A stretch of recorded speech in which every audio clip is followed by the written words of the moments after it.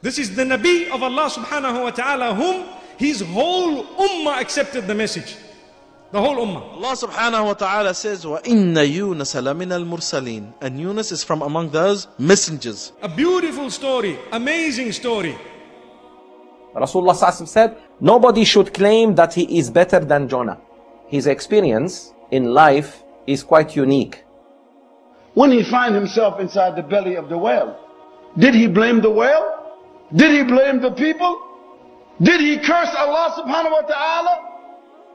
No, he said, La ilaha illa anta subhanaka inni kuntu min al-zalimin. Bismillah, alhamdulillah, wassalatu wassalamu ala rasulillah sallallahu alayhi wa ala alihi wa sahbihi wa man wala, amma ba'd. So who is Yunus ibn Matta first, known in English as Jonah, son of Matta? Allah subhanahu wa ta'ala says, and verily Jonah was one of the messengers. He's also known as the Noon. Why is he known as the Noon? Because a Noon would mean the big fish. So he is the companion of the fish. Also, he is known as Sahibul Hut. Sahibul Hut is the same thing. So Yunus alayhi salam, he was sent to the people of Nainawa. Nainawa, it is in northern Iraq, very near to today's Mosul. He was sent to people with a great number. The population that the people he was sent to, there were about 100,000 and over. These people had turned away from Allah subhanahu wa ta'ala. They had turned away from Allah subhanahu wa ta'ala. Allah subhanahu wa ta'ala sent Yunus to them. He was born amongst them. They knew his character. They knew his father, Matta. Yunus called them to the worship of Allah Azza wa Jal, only Allah, and to keep away from any worship beside Allah subhanahu wa ta'ala. The people of Mosul rejected Yunus as they rejected, as many of the nations before rejected many of the prophets and messengers. He persisted. He was continuous. He tried and he tried and he tried with them. And Yunus alayhi salam, he warned and warned his people from a punishment that Allah Azza wa Jalla sent on them, the way He sent on many generations and many descendants, or many generations and many nations before them. His people provoked him because of their persistence in animosity towards the religion of Allah, and they were harsh on him. Sayyidina Yunus alayhi salam was irritated by their response and agitated. So he decided, you know what, I'm not winning with these people, let me go away. I might find other people somewhere very, very far away, and I might call them and they might come in to the fold, they might listen. Now Allah subhanahu wa ta'ala had not instructed him to go away, but he wanted to go to spread the deen because he really wanted people to accept, and nobody was accepting. So that irritation made him go. He walked away from Mosul and traveled away from Mosul without the permission of Allah Azza wa Jal. That was the mistake. Mistake, not sin. Prophets do not sin. They don't sin like you and me. But in their human judgments, they make mistakes. So he left them and he wants to get far as possible. So he went in the sea. So what happened is that Yunus alayhi salam, he went to the ship and then he's going to sail away. While on the sea, a storm came, a big storm.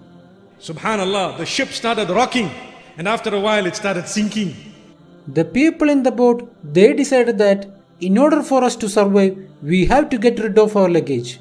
They threw all of their luggage. Everything was gone. The ship is still sinking. The boat is still sinking.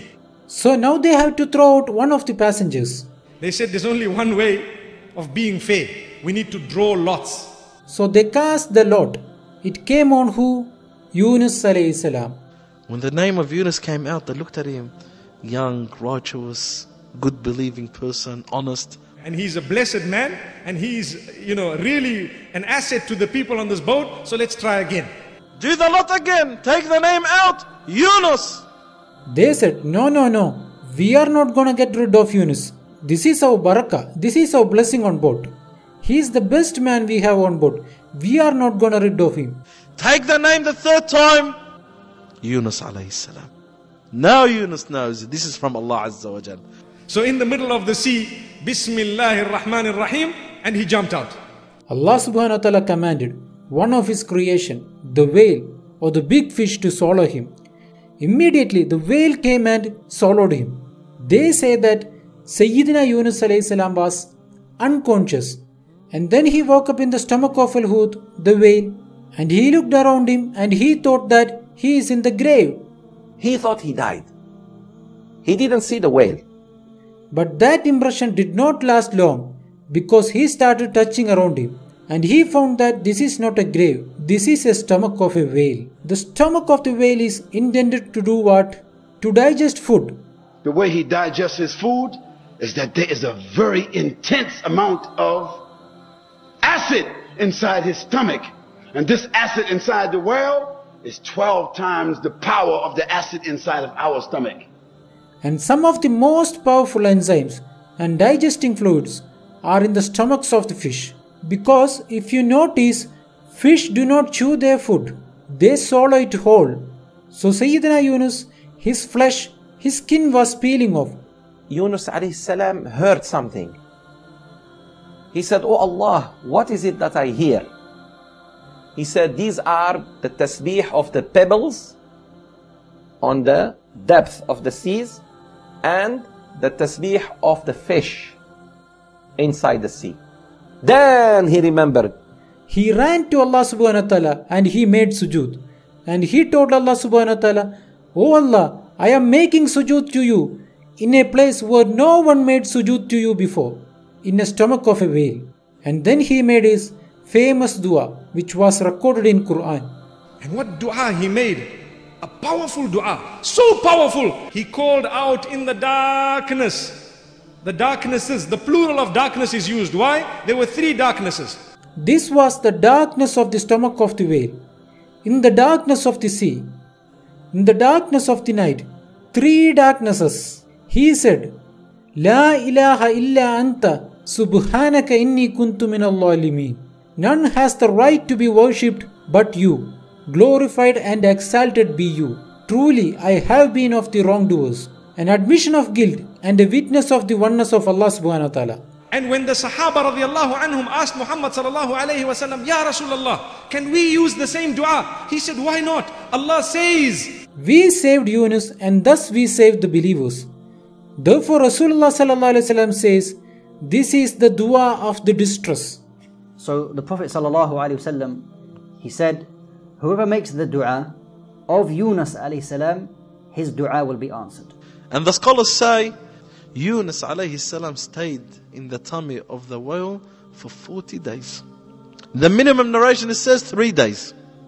The weak voice of Sayyidina Yunus alayhi salam was heard by the angels in the utmost heavens. This sound was familiar to them. They knew who he was. Why? Because they would see pillars of light going up in the sky because of his good deeds that he used to do every day and every night. They knew him because the good deeds are like pillars of light that traveling in the sky and reach to Allah subhanahu wa ta'ala and pass by the angels. These angels went to Allah subhanahu wa ta'ala and said, "O Allah, is this not this worshipper? Every day we bringing his deeds up. Today we hearing this call, a weak call from the bottom of the ocean, Ya Allah. Isn't it him?" Allah says, "Yes, it's my worshipper. It is Yunus." So Allah subhanahu wa ta'ala tells us, so we answered the dua. We answered. And then Allah subhanahu wa ta'ala tells us in Qur'an the reason why. Allah subhanahu wa ta'ala says, if it was not for the fact that he used to remember us before, he would have remained in the stomach of the whale until the day of judgment. Because he remembered Allah subhanahu wa ta'ala in moments of ease, Allah subhanahu wa ta'ala took care of him in moments of difficulty. Rasulullah sallallahu alaihi wasallam says, remember Allah subhanahu wa ta'ala in moments of ease. Allah will remember you in moments of difficulty. We need to remember Allah in our young age so that Allah will remember us in our old age. Remember Allah when you are healthy, so Allah will remember you when you are ill. Remember Allah when you have free time, so Allah will remember when you become busy. Remember Allah subhanahu wa ta'ala when you are alive, so Allah subhanahu wa ta'ala will remember you when you are dead. And when he made that dua, it was the right formula. That's what Allah wanted his servant to say. So Allah, he ordered that whale to swim directly towards the shore. And he spit up on the shore like you and I, we vomit. That whale, he vomit Yunus onto the shore. But he did not have skin to protect him from the sunrise. He did not have skin to protect him from wind. And then Allah subhanahu wa ta'ala commanded a tree to grow over Sayyidina Yunus alayhi salam, so that it would provide cover and shade for him, and it will also provide him with food. But now Yunus alayhi salam has to finish his job. He went back to his people. When he went back to his people, he was shocked. Why was he shocked? It is said that when Yunus alayhi salam left, the punishment was hovering over them. His nation started to see marks and signs of the punishment of Allah coming. Things are not being natural. Things are not being normal. They saw dark clouds coming, and they had known the stories of the previous nations. Hey, Hud alayhi salam left his people. Ad gone. Salih alayhi salam left his people. Thamud gone. Lut alayhi salam left his people. The people of Lut gone. So they realized, oh, if he left, it means it's coming. So they start to ask, what's happening? Maybe it's the warning that Yunus had warned you. And it looks like if you're really not going to make a difference in your life and turn to Allah, Allah will punish you the way He used to punish the nations before you. So they panicked. What they did the right thing. They repented to Allah. They repented sincerely, and all of them were crying, men and women and children. So Allah subhanahu wa ta'ala says, they all believed, so we granted them enjoyment for a little while, up to a fixed time. Allahu Akbar. So they all believed in Him, every single one of them, without an exception.